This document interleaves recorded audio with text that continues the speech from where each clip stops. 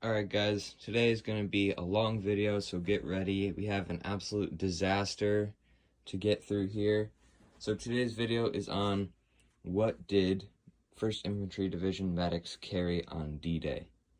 Now, I've made a short of this before. I will not be putting this uniform on at the end of the video. I will only be referencing images and videos from that short I made previously.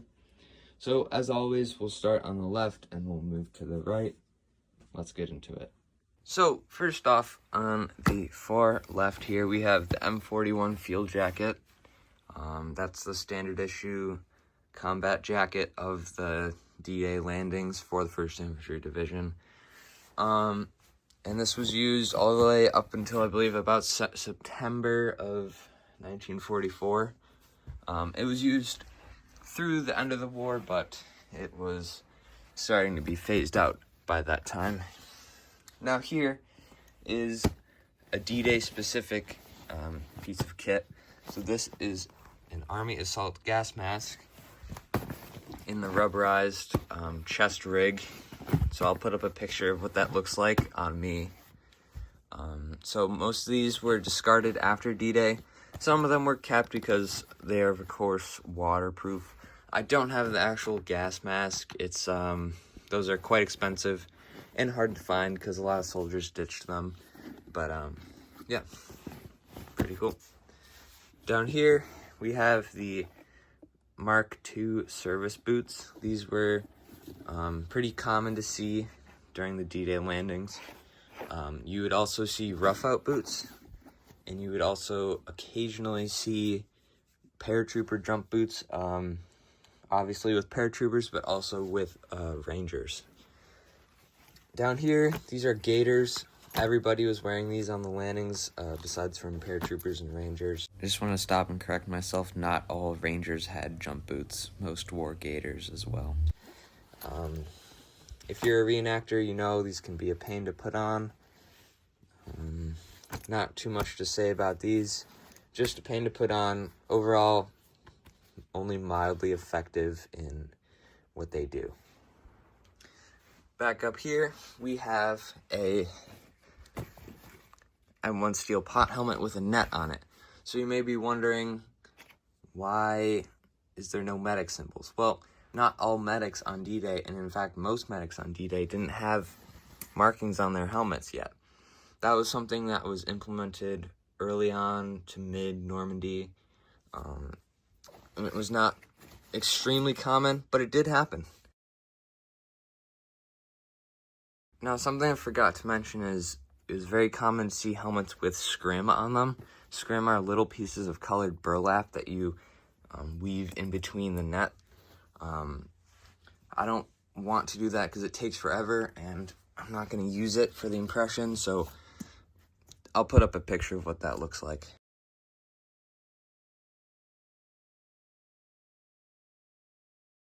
Here we've got M37 wool trousers. These were standard issue. If you watch my videos, you've 100% seen that before. And down here, we've got the M37 wool tunic. This was also standard issue. This was worn underneath the M41. Then here, we've got a gas brassard. So this is another D-Day specific piece of gear. Again, often discarded early on in the Normandy campaign. So when this paper would come into contact with gas, it would turn like an orangish red color, and then you know to put on your gas mask. Like I said, everybody had those on D-Day, including paratroopers, and often were discarded. Down here, this is just the standard issue service belt. This is a replica, by the way. Yeah, nothing special about that. Now, we're starting to move on here to some of the more medic-specific gear. Most of this was standard issue among regular riflemen. But here are some of the medical utensils that they may have carried. There's a lot of different kinds. There wasn't really like a specific one they had to carry. As you can see, I got a bunch of different ones here. And some of them came inside of these boxes, and some of them came inside of field surgery kits. But yeah, moving on, we have these boxes. I'm not going to go over every single one, but I'll go over a couple. These are all replicas, but they would have, they would say on the front what's inside. Obviously, you contain what's inside, and you would use these for whatever injury you were treating. So I have a couple burn injuries, triangular bandages, which are these things, tourniquet set. I don't have all the stuff in there, but this is an emergency medical tag. So if you don't know how these work, you would flip it up and then write down name, serial number, grade, company, regiment, armor service, etc. Fill all these out for whatever soldier who is injured or either killed in action. You need to mark them. Sometimes medics would tear these out and write how many, or when morphine was given. That's very important. Or when a tourniquet is applied. Those are all things that modern medics do. You got to write down when a tourniquet was applied, or if you gave them morphine or not. Because too much morphine can kill you, and having a tourniquet on for too long can cause you to lose whatever limb it's on. Here, this is the medical armband, recognized by the Geneva Convention. Mainly in Europe only, and in the Pacific Theater it was not as recognized. But this basically this was worn on the left sleeve and told the enemy you were a medic, non-combatant. So they were technically under the Geneva Convention not allowed to shoot you.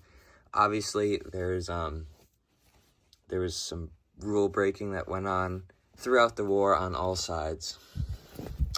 These are medic bags with yoke straps. Yoke straps are thicker than regular straps because they are used to support the weight of stretchers. These bags would be worn on either side of the medic, as seen here. Moving down here, these are not completely World War II specific. These are just regular old gauze. Another piece of gauze bandage wrap. This is a triangular bandage, and if you don't know how triangular bandages are to be worn, you can turn them into a sling like this, or you can obviously use them as gauze, but they're intended for that sling purpose. Down here, so this is the pistol belt that medics would carry Carlisle bandage pouches on. As you can see in here, this is an original Carlisle bandage tin. So every soldier had one of these. Medics carried 2 if possible, and they had sulfa powder, basic first aid pieces to treat gunshot wounds, and everything you really needed to survive out in the field. Here we have 2 canteens. This has been a debate on my channel in recent weeks, recent days. So typically, I believe medics carried 2 canteens. Some say they only carried 1. I believe they carried 2. 1 for the patient, 1 for yourself, or both for the patient. As a medic, you'd probably want to carry more water, I would think. Seeing that you're treating the people using extra water, you want to have some for yourself as well. Because in combat, you need to stay hydrated. It's an extremely important thing, and it's extremely important when you're treating someone. So moving on here, these are standard issue, more personal items. So here we have army boxers, army trousers, or not trousers, they're called boxers. So these are underwear, essentially. High-waisted underwear. You wear one and have an extra, and then same thing with socks. You try and have as many extra socks as you can, but I have 2 right there. This is called a ditty bag. Not that kind of ditty, like ditty. we got personal effects in here. So we got a straight razor, or not straight razor, whatever these are called, just a razor, toothbrush, shaving soap, shaving mirror, there you go, you can see me, Colgate tooth powder, soap, carried in there, we got a comb, razor blades, toilet paper, Camel cigarettes, or Lucky Strikes, or, you know, whatever brand you're into, shaving brush, and that's all I got for the personal items. Besides, so this is the 1940s equivalent to an MRE. There wasn't really a huge like heating up component. They often were eaten cold or at room temperature. So there's 3 different types of these. There's supper, breakfast, and dinner.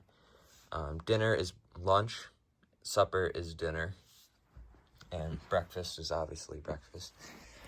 Here we have a wool blanket. This one I believe is a little bigger than they usually would be. Again, just a wool blanket, not too much to say about that. Here we've got a shelter half for a pup tent. Each guy would carry a half and then their share of the poles, and then they would buddy up with someone, and that's who you're spending the night with in the pup tent. Now, to be totally clear, I'm not sure if medics carried shelter halves on D-Day. They probably did, but don't quote me on that. That's just for representation. Here we've got meat can pouch. I'm not going to take it out, but inside here we have the mess kit and the spoon, knife, and fork. And then M1910 T-handle shovel, very important. And then we also have the M1928 haversack, which would be housing most of your personal gear over here. Alright, that concludes the video. I know it was a little bit rushed, but I've been through this kit a couple times before, and for most of my viewers, I think it's going to be a repeat. But for the viewer that suggested this video or requested it, thank you for the request. I'm happy to make a video about it. It's one of my main gigs when it comes to reenacting. I love reenacting medic, so I'm always trying to spread medic stories and what they carry, because there's not a whole ton of medic content out on the internet. So without further ado, thank you for watching the video and have a great day.